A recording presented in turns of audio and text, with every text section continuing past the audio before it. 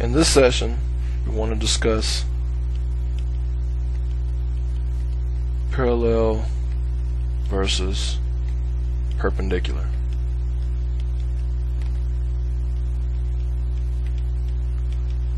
Alright, so before doing so, we have to make sure we have a thorough understanding of each term. So when we're talking parallel, we're saying the slope of one line is equal to the slope of the other line. So two lines are parallel, which means they will never intersect. If they go on for eternity, they will never cross as long as the slopes of the two lines are the same. So the slope of the first line is equal to the slope of the second line. Alright, so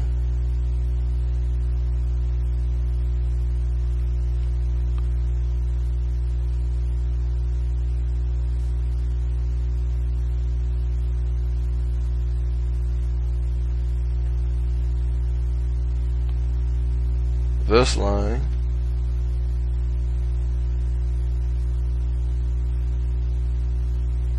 and this line. Alright,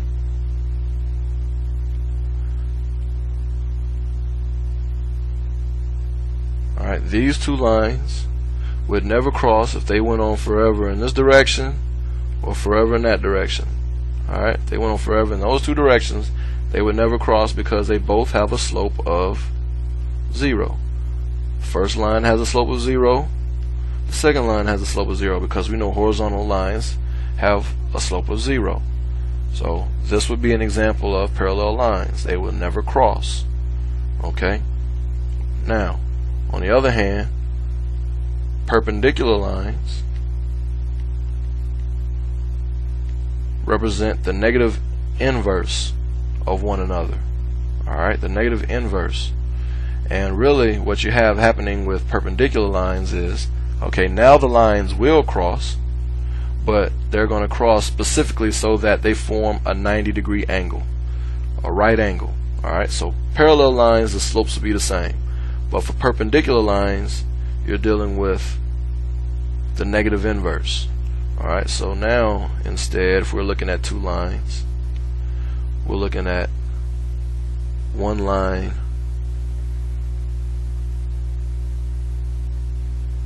running like this and another line intersecting it,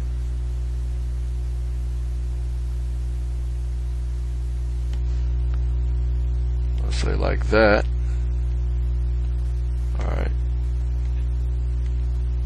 so these two lines intersect right here and they form a 90-degree angle.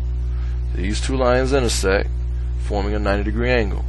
So the slope of line 1, the slope of this line, would be the negative inverse of the slope of this line. Well, what does that mean?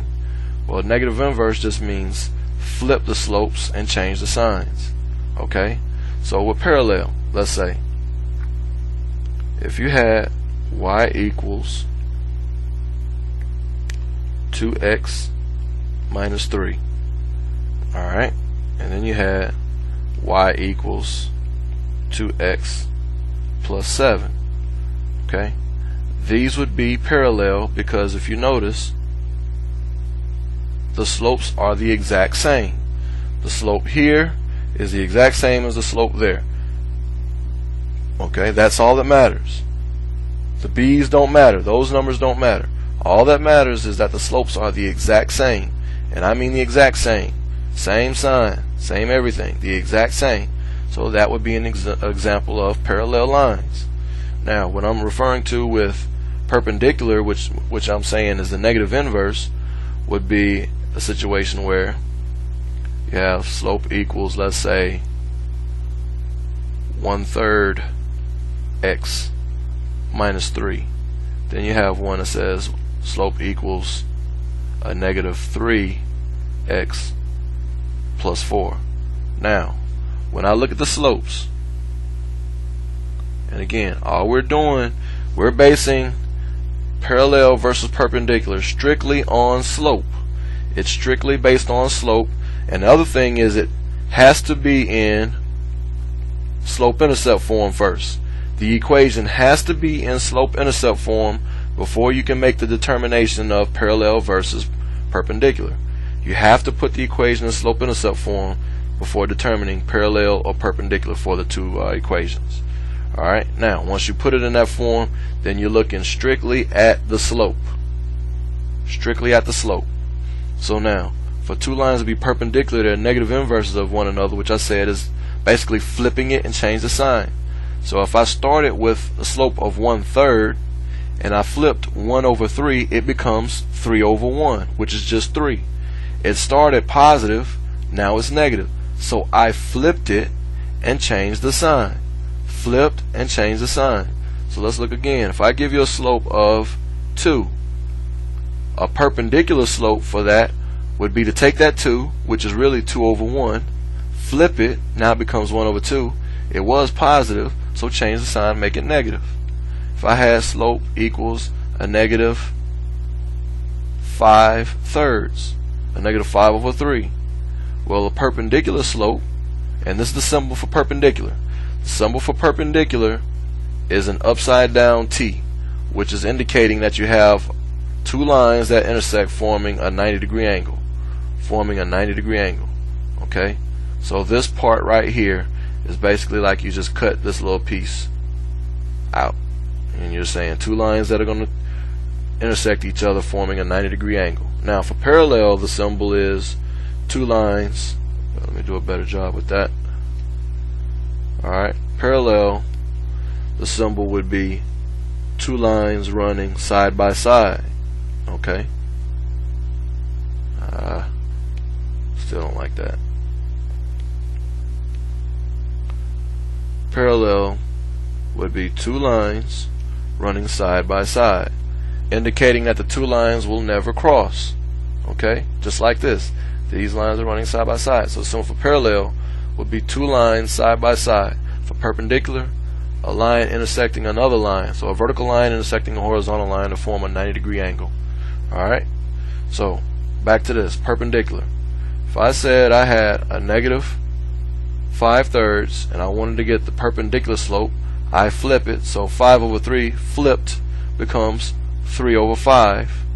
It was negative. I have to change the sign, so that makes it positive. So the perpendicular slope for a negative 5/3 is positive 3/5. So once again, if you had something like y equals negative 2x minus 1/4, let's say, then you had y equals 1/2 x plus 3. We look at our slopes. Now we make the determination. Is negative 2/1 the negative inverse of 1/2? Well, 2/1, negative 2 is like saying negative 2/1. 2/1, if you flipped it, becomes 1/2. Starts off negative, now it's positive, so the signs are opposite. So this qualifies as perpendicular. Okay? So now let's actually look at some exercises where we have to actually put the equations in the proper form before making a determination of parallel versus perpendicular. So let's say we're given y equals a negative 1/5 x plus 1, and we're given y equals,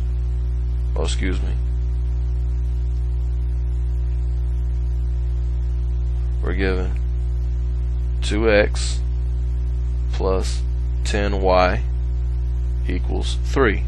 So these are our two equations. This is equation number 1, equation number 2. And the question becomes, alright, you're given these two equations, determine if these two equations represent parallel, perpendicular, or neither. Tell if these two equations represent the lines that are parallel, perpendicular, or neither.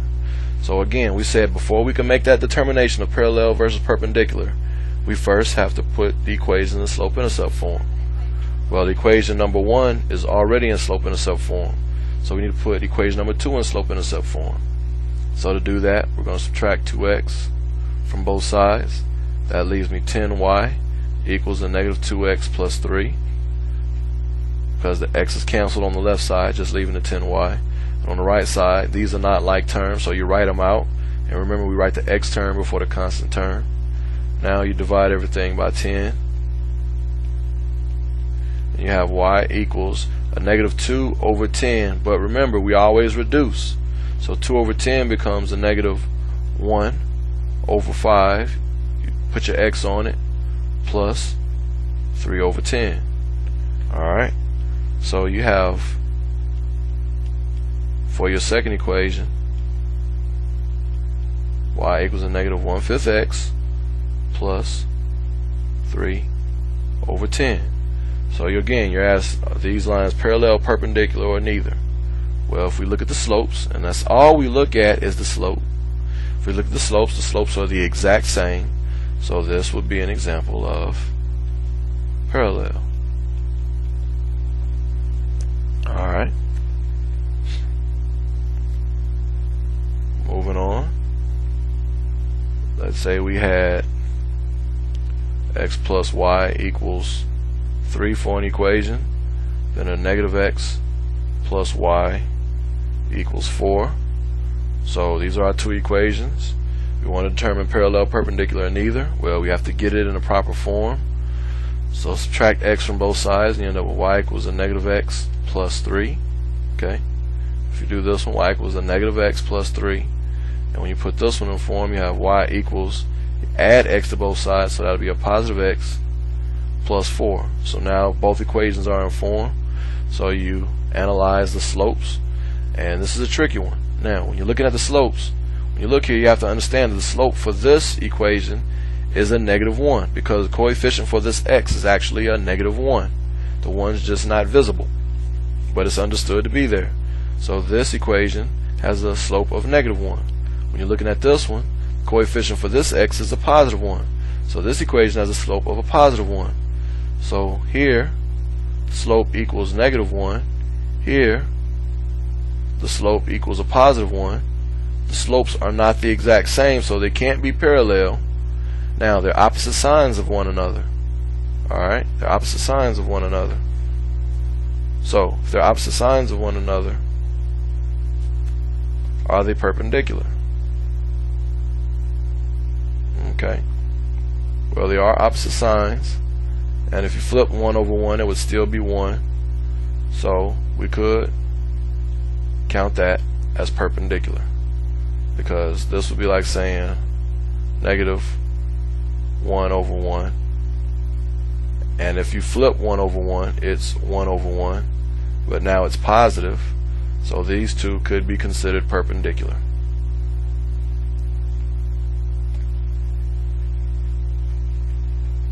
Alright, let's see.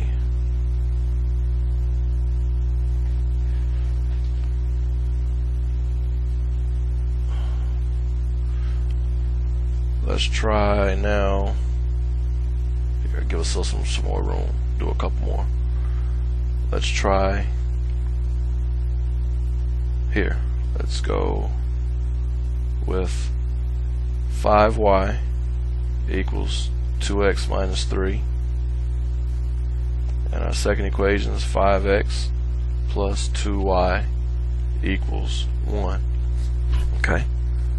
So solving for y, we divide everything by 5 and we get y equals 2 over 5x minus 3 over 5. Alright. Here we have to subtract 5x from both sides. So that gives you 2y equals a minus 5x plus the 1 that's already over there. Divide everything by the 2. So you get y equals a negative 5 over 2x plus 1/2. Alright, so our two equations, y equals negative 5 over 2x plus 1/2. Okay.